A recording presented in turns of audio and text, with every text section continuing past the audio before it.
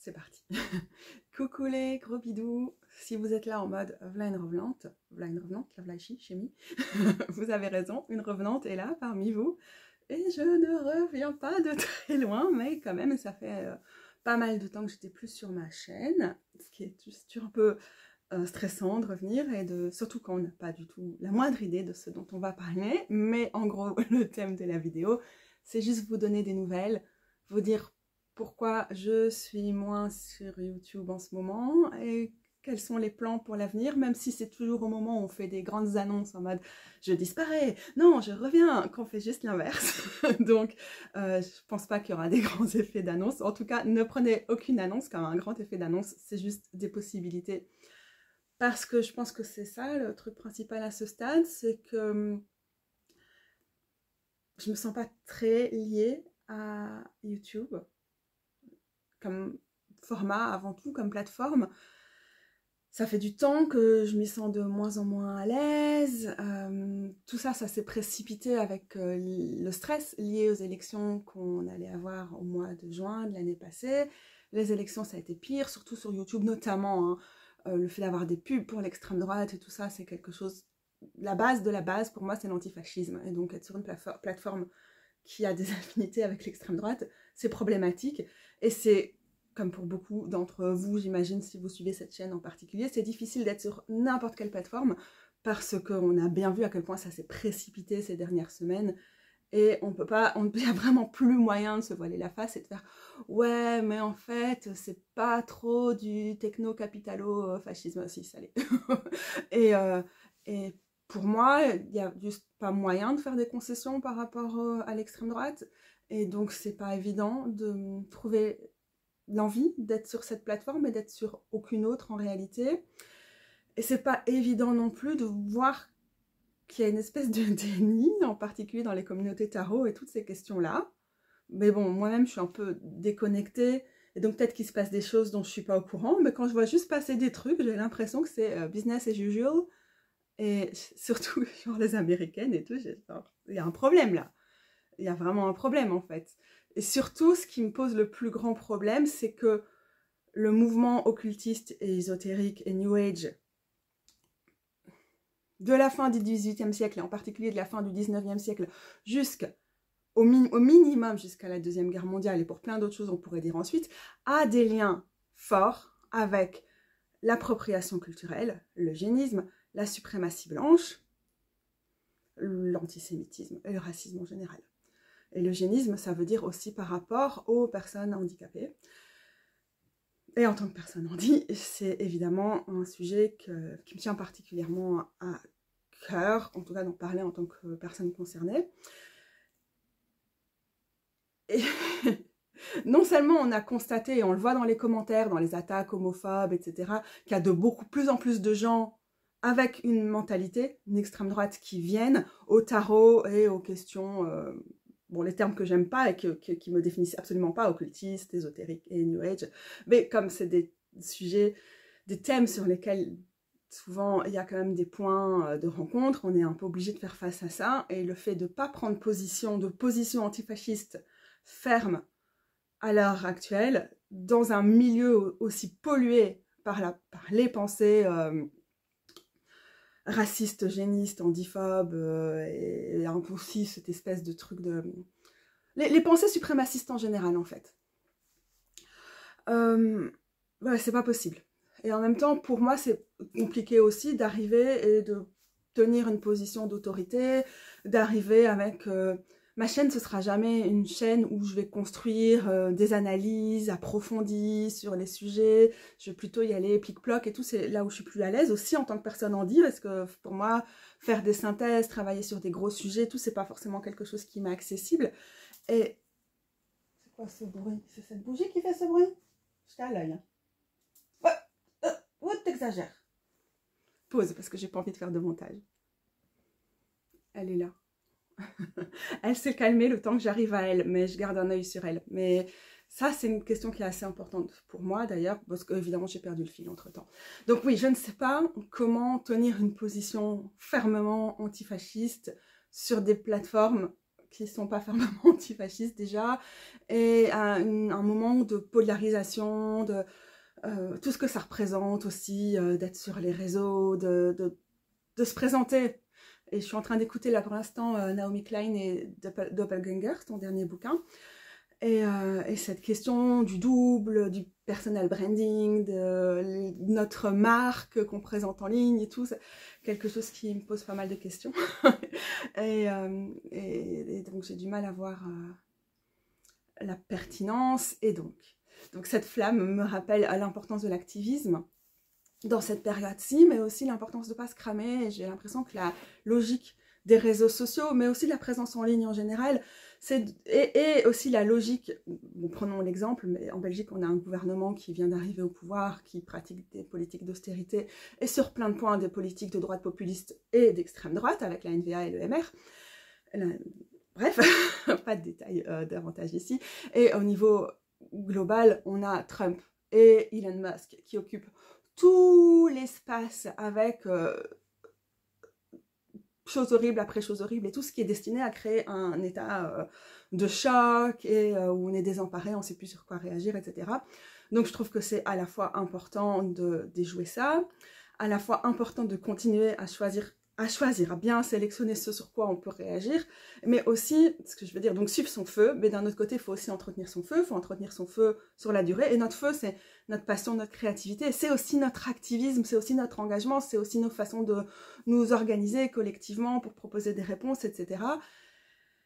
Et leur but, c'est aussi, et surtout avec les réseaux sociaux, c'est d'occuper notre attention, c'est d'occuper notre réactivité, c'est de créer une espèce de guerre culturelle, etc., des conflits, des frictions, et donc pouvoir aussi ralentir, prendre le temps, et ne pas être forcément dans une réaction immédiate, c'est important. C'est pour ça que je ne peux pas juger les gens qui ne prennent pas forcément des positions dans leurs vidéos, juste moi je me sens très mal à l'aise dans cette communauté, je préfère ne pas y être, et continuer à affiner mes positions et ce que je crée, etc. Mais en même temps, il y a un profond malaise, quoi. Awkward. Et bon, je vais pas essayer de récupérer mes pensées parce que ça ne fonctionnera pas, mais la question du feu et de s'éteindre à trop leur donner est importante, et en même temps, ne pas agir, c'est être complice. Et donc, il faut trouver l'équilibre entre l'urgence et la lenteur, ce qu'on se met comme impératif et un maximum de douceur, et qu'une des choses qui reste, notre moteur, c'est quand même l'amour. Et c'est très très difficile à l'heure actuelle. Voilà, un peu tout ça qui fait que il y a cette espèce de méli-mélo qui fait que c'est très très difficile pour moi de continuer à être présente sur la chaîne. Et aussi, alors un des aspects qui est probablement quelque chose que vous avez vu revenir fréquemment comme thématique ici quand je vous en parlais ces dernières années, c'est que c'est devenu de plus en plus difficile pour moi de faire des reviews de jeux, de faire des trucs sur la collection de jeux, etc. Et de trouver un espace pour ça, parce que le capitalisme, oui, tout simplement pour ça. Mais en même temps, ça avait quand même quelque chose, pouvoir parler de mes jeux, faire des tags autour des jeux, c'est quelque chose qui me détend quand j'ai pas d'énergie, que j'arrive à rien faire, que la fatigue chronique prend le dessus sur tout, que les douleurs sont infâmes. Pouvoir faire ce genre de vidéos et les partager avec vous, je sais qu'il y a des moments où pour moi les regarder, c'est me détendre, c'est me faire du bien, c'est aussi me permettre de diminuer un peu la pression, et pouvoir les partager, ça participe aussi à ça. Et donc je trouvais quand même encore du plaisir malgré qu'il y avait un niveau de consumérisme dans cette communauté, et dans le fait de regarder des vidéos, ça réveillait quelque chose chez moi qui me donnait envie de consommer trop, et consommer de façon irréfléchie et pas avec aucun critère éthique. Et donc voilà, j'étais en tension par rapport à ça, mais là je pense que j'ai atteint un niveau où en fait j'ai vraiment plus envie de faire ça, et c'était quand même quelque chose qui était important dans ma chaîne. Et donc c'est difficile pour moi de savoir ce que j'ai envie de faire sur la chaîne. L'année passée, en 2024, ce qui s'est fait, c'est déjà des tirages qui ont pris le dessus sur en tout cas la première partie de l'année. Ça a été assez agréable de partager des tirages avec vous. Et puis, une routine que j'avais bien aimée, c'est de faire mes bilans du mois. Ça pouvait mêler le fait de parler de mes jeux de tarot, de mes pratiques, et donc de donner l'inspiration de comment on utilise le tarot. Tout c'était vraiment cool, et c'est mes objectifs avec la chaîne. Mais il y avait aussi quelque chose de pouvoir parler des lectures, des problématiques qui me touchaient pour le moment, etc. Et qui permettait de ramener, de tisser les différents éléments tarot et politique, et tout est politique évidemment, hein, pas dans le sens politique politicienne, il y a parfois des gens qui ne comprennent pas forcément l'adage féministe, le personnel et politique, mais donc toutes ces choses, donc voilà, petit rappel, ça permettait de tisser tout ça et c'était vraiment important, ça m'a fait du bien, et là je me suis rendu compte en ce début d'année que ça n'allait plus être le cas pour ce qui venait. Je suis en train de travailler encore sur des projets qui sont plutôt de l'ordre esprit du lieu, folklore, histoire locale, avec une perspective animiste et polythéiste et païenne. Tout ça prend beaucoup de temps. Et une perspective de pèlerinage aussi. Et c'est impératif de prendre ce temps aussi. Donc ça va continuer à venir. Mais je pense qu'il y a un certain flou pour moi. Et il y a un flou aussi dans le fait que de plus en plus les contenus qu'on trouve en ligne, et j'utilise le terme contenu haïtien là je pense, sont de plus en plus formatés et vouloir être de moins en moins formatés au niveau à la fois technique, hein, du format et tout ça, mais aussi voilà, sur le fond et tout. Enfin, c'est compliqué, je peux comprendre que c'est compliqué à suivre parce que nos cerveaux s'habituent vraiment très très vite à un certain formatage. Moi je me rends compte par exemple, je ne supporte plus tout ce qui est habillage sonore et visuel et tout, pour aller plus vite et je sais pas, juste mon cerveau est en mode, bon je vais décrocher là. Et moi j'ai besoin de sobriété, je suis pas quelqu'un de sobre, j'aime le kitsch en général, je suis plutôt une maximaliste, mais au niveau des façons d'apprendre et trouver de l'inspiration, etc. J'ai vraiment besoin d'une sobriété qui va rester DIY et punk. Mais donc, tous ces projets-là sont sur le back burner. Je sais même pas ce que ça veut dire, c'est une expression qu'on dit toujours en anglais. C'est sur le feu, là, ça mijote, là, sur le côté, sur le poêle, et sur le feu du foyer aussi. Et yes, anyway, il y a ça. Il y a aussi le fait que je veux impérativement finir tout ce qui est l'ordre des séries sur le tarot carte par carte, donc on est en train de finir les coupes, ça va arriver, juste ce genre de choses, j'ai vraiment envie d'avoir l'envie quand je ramène ce genre de réflexion, donc ça viendra. Il y a ma vidéo que j'avais effacée par erreur sur les figures, j'avais fait une série de vidéos sur les figures et j'avais effacé celle du roi, donc je vais faire ça. Je vais probablement à un moment reprendre les majeurs dans le style de ce que j'avais fait l'année passée sur Top Tarot Trumps, où je m'étais quand même arrêtée qu'à la 5e, enfin la 6e carte, avec l'hiérophante.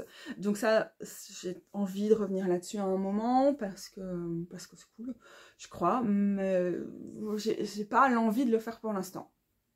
Mais ça reste dans les projets qui existent. Donc en gros, j'ai pas tellement de projets. Ouais, sans doute que c'est ça. Bon, je continue en roue libre, parce que je suis pas sûre de faire du montage.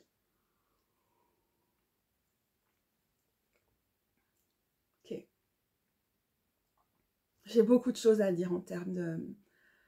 Et c'est pour ça que j'ai pas fait cette vidéo plus tôt au niveau de l'engagement antifasciste, etc. Et en même temps, je pense que c'est pas le but ici. Et moi, je pense aussi que ça fait 13-14 minutes que je suis en train d'enregistrer. Mon énergie va baisser très très vite. Et donc, c'est important que je sois capable d'arrêter au bon moment. J'ai repensé récemment à un article que j'avais écrit l'année passée autour du mois de juin, juillet, quelque chose comme ça, par rapport à la situation politique et aussi à mon positionnement par rapport à ce que je partageais, et je trouve qu'il reste pertinent, donc je vais le reposter. Fenouil parce que j'ai mal à l'estomac, avec un peu de camomille et de mélisse, c'est vraiment très agréable. Sympa le fenouil quand même, petit côté anisé là. Je mets sur pause pour me... déjà faire quelques exercices de respiration pour essayer de me recharger et aussi faire le bilan sur ce que je vais ramener. C'est l'occasion si vous voulez aller chercher votre propreté. Mais je reviens tout de suite. Hein. Je sais pas trop quoi tirer de la vidéo, mais en même temps, je trouve que 15 minutes, c'est déjà assez long. Et j'hésite à tirer une carte. Mais ça ne résonne pas. Il n'y a pas un oui. Il n'y a pas de oui. Rien en moi ou ailleurs dit oui, c'est une bonne idée. Genre, jusqu'à tout, une humidité crevée, tout ça va juste donner n'importe quoi. Donc, cette espèce de vidéo qui, je sais pas très bien à quoi ça ressemble, je pense qu'elle se finit ici pour l'instant. Et je ne sais pas si je vais être là demain avec une nouvelle vidéo sur le set de coupe ou les autres projets sur lesquels je suis en train de travailler. En fait, ma vidéo est déjà prête. Par exemple, il y a un truc que je pourrais programmer. Peut-être qu'en fait, je vais le faire. Ouh. D'un coup, je m'impressionne moi-même. Ok. Yes, peut-être je serai là dans quelques jours et peut-être que je vais remettre 2-3 mois à revenir. Peut-être que je vais investir davantage ma newsletter ou mon blog et peut-être que je vais continuer à être aussi à sec de ce côté-là.